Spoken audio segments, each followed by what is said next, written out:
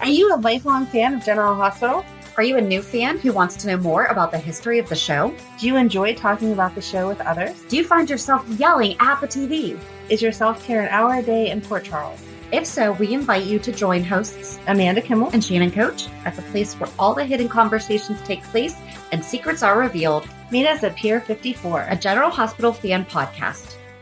Hello. Hi. Welcome to the Port Charles 411. What started off as we're going to talk about Milo turned into we're talking about all the Giambettis. Why not? Because there's information. We knew that there was also Max, and then we kind of forgot that their dad made an appearance on the show for a minute. So we'll start with Milo because that is who we said we were going to talk about originally. But quick side note, if you didn't know, Max and Milo are portrayed by real life brothers. I love it. Drew is who portrays Milo, and he has been on the show since 2006 to 2019, and then he just made a reappearance for Epiphany's memorial. He was born in 1984, so it's appropriate for us to watch him. Yes, exactly. He's only 2 years younger than me. Yay! So Milo's older brother, Max, is portrayed by his real-life older brother, Dirk. It turns out that they're also cousins of Tyler Christopher, who portrayed the original Nicholas Cassadine. That's so cool. I remember that from Dirk mentioned that. I think he's who is on Stephen Bradford's podcast. Okay. And I think that he brought that up. And then that just talks about, we're using General Hospital fandom. But Max and Milo, they came together, right? No, Max came first. Max came first? Oh, yeah, because then he brought his little brother. Yeah. Okay. Maybe we should talk about Max first, but we're not. We're sticking with Milo.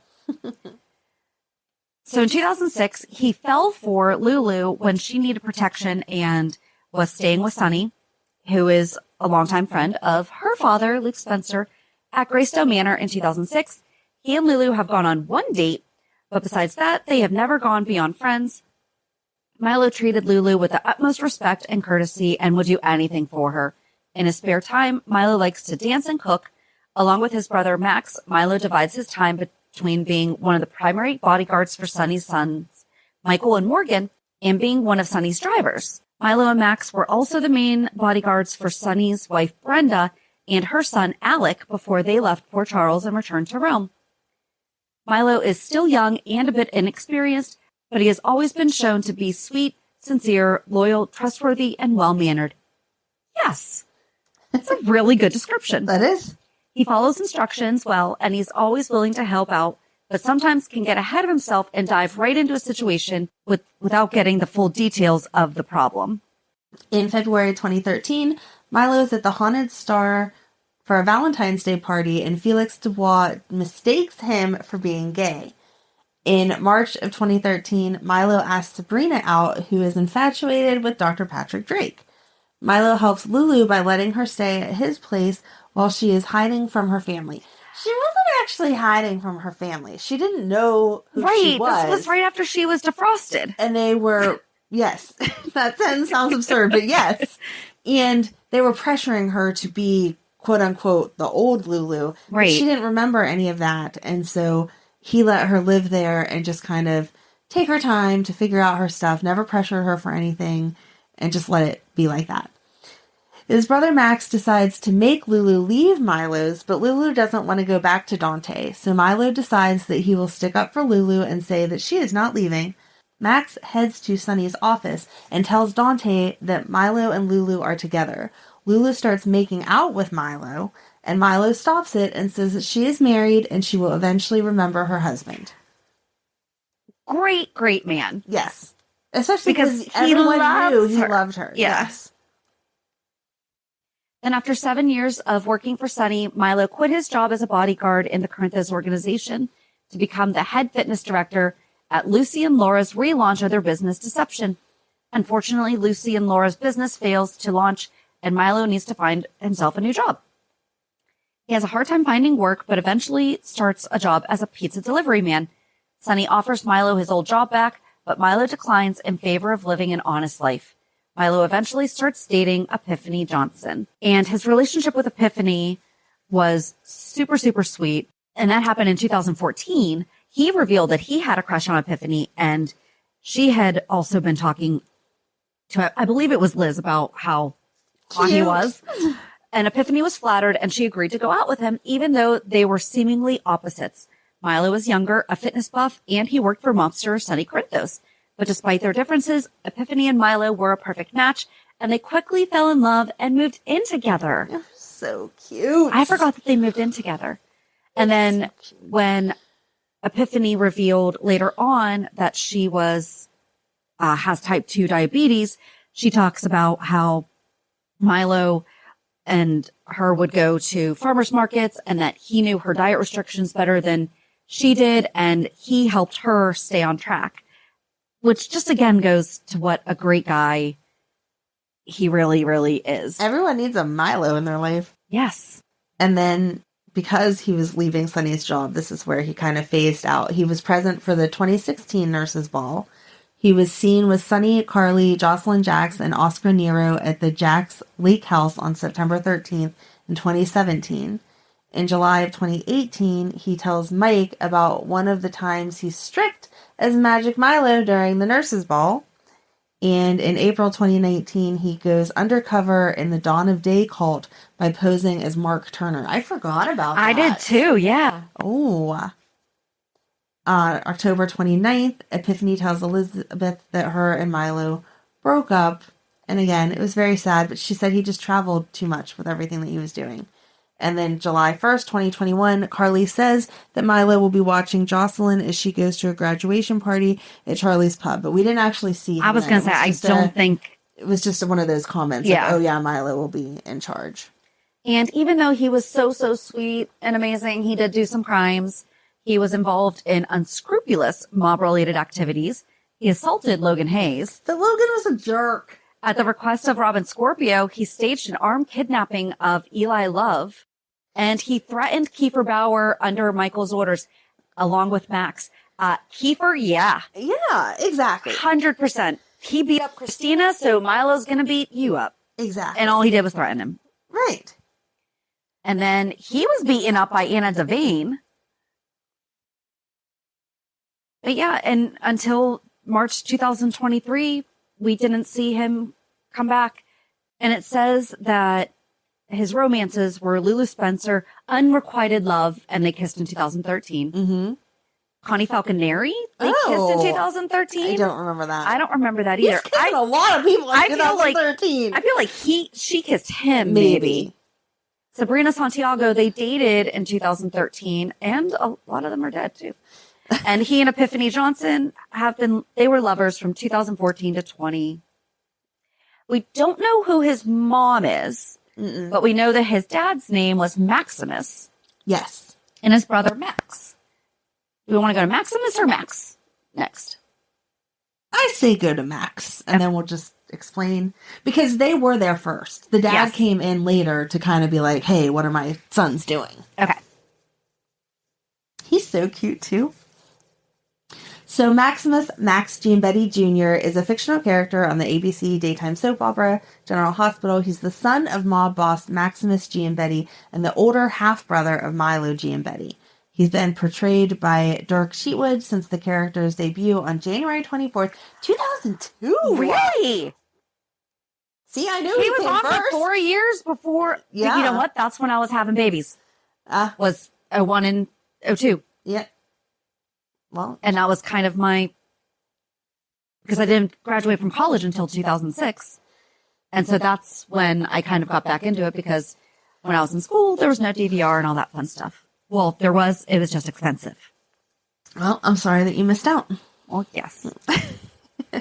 So he started working as a bodyguard and driver for mobster Sonny Corinthos and Jason Morgan in 2002. He's shown to be particularly good with Sonny's children, Michael Corinthos and Morgan Corinthos, as they are growing up. He has been... And they were little kids. They were little And they kids. have really grown up. Little kids.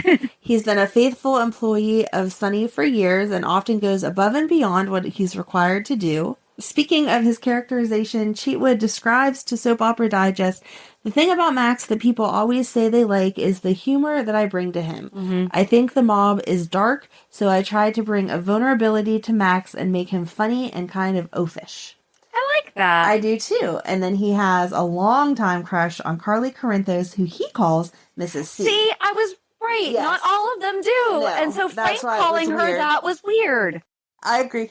So in 2007, Max became the head security guard for the Metro Court Hotel. After finding that too boring, he resumed his position as Sonny Corinthos' bodyguard. Max has been dating mob lawyer Diane Miller for 4 years. Before dating Diane, he had a longtime crush on Sonny's ex-wife, Carly Corinthos, who he referred to simply as Mrs. C, and previously called her the former Mrs. C or Mrs. J, because Mrs. Jax. All right. Max formerly worked as the primary bodyguard for Sonny's ex-wife, Brenda Barrett, and her son, Alex Scott, before they left Port Charles and returned to Rome. And Max has been a faithful employee of Sonny's over the year, goes above and beyond. That's a repeat of what you just said. Max was there when Sonny was battling his mental illness and worked hard to protect his then-wife, Carly, and their sons. And also in 2006, when Jason took over Sonny's business because Sonny refused to stop dating his sister, Emily Quartermain. Ugh. Max refused to take sides in their war and instead opted to stay loyal to both men. During the Metro Court hostage crisis, Max was shot in the shoulder by Jerry Jax. And then on August 25th, 2011, Max and Diane ended their 4-year relationship and decided to go their separate ways. They parted amicably as friends. That is a hard word. After 4 years. I'm so sad. In 2012, Max was present at Sonny's bachelor party at Sonny's restaurant. He later is informed by his half-brother, Milo, that Kate, Sonny's then fiance, made out with Milo and Olivia Saul. So this would have been whenever her... The Connie, yes. Kate. Yeah, so it was Kate. No, it would have been Connie because Connie was the alter ego. Kate was the fiance. Right. Yeah. So Milo later confesses the ordeal to Sonny after Connie, Kate's alter ego, announces to the wedding guests that she has resurfaced. I did not read ahead and just read that. That's okay. He reappears in late April 2013 when his brother, Milo Giambetti, helps Lulu Spencer stay hidden from her family while she is battling amnesia. Thank you, because yes, but again, she wasn't just avoiding them. On December 23rd, Max is accidentally shot by Morgan during a shootout between the Corinthos and the Jerome mob families inside Sonny's warehouse. Morgan regrets what he did to Max and eventually exits the Jerome mob family. After undergoing surgery, Max fully recovers and returns to work. In September 2014, Max assists Sean Butler in the task of re-kidnapping Ava Jerome, but Ava disables him and escapes with the help of Jordan Ashford. In November, Heather Weber shoots Max and Michael steals his gun in order to kill Sonny for murdering Michael's father. So this is the second time that Michael has tried to take down Sonny. Yep. Max also fully recovers from the gunshot wound. Is that his third shot by now? Oh, well.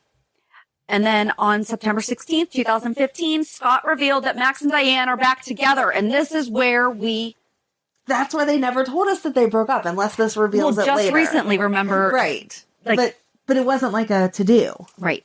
And then on January 22nd, 2016, Max is with Sonny when he talks to Carly about how much he doesn't like the doctor that Lucas brought in for him since Patrick left town. A couple days later, Max checks on Morgan, who's working at Sonny's coffee warehouse. On February 10th, Max meets Sonny at the Metro Court restaurant and they talk about how to bring down the Jeromes. Later, Max goes with Sonny and Carly to his appointment at General Hospital. On August 29th, 2017, Max was present when Sonny announced his retirement from the mob. One of Sonny's rivals rejected Sonny's offer and took Max hostage. Honey assaulted the mobster in Max's... What? Did I say honey? My brain is not working. Sonny assaulted the mobster in Max's defense after quote-unquote Jason arrived. The mobster threw Sonny to the ground, shot Jason, and tried to kill Sonny, but Max was able to throw a gun to Sonny, who quickly killed the mobster in self-defense. Jason was later rushed to GH, where he made a full recovery. And that was Drew, right? Yes. Okay. And then August 21st, 2018, Max gave his condolences to Michael, who thought his son was dead. And yeah, that was his last appearance. Wow. That was almost 5 years ago? Okay, so does it... Well, that's crimes. Does it say under, like, relationships or whatever when him and Diane broke up again? No. Okay. So it has Carly Benson, Unrequited Love, Claudia Zaccara Corinthos, 2008, they kissed. And then Diane Miller, lovers. But yeah, the crimes. I'm sure it's all a misunderstanding. He was also involved in unscrupulous mob-related activities.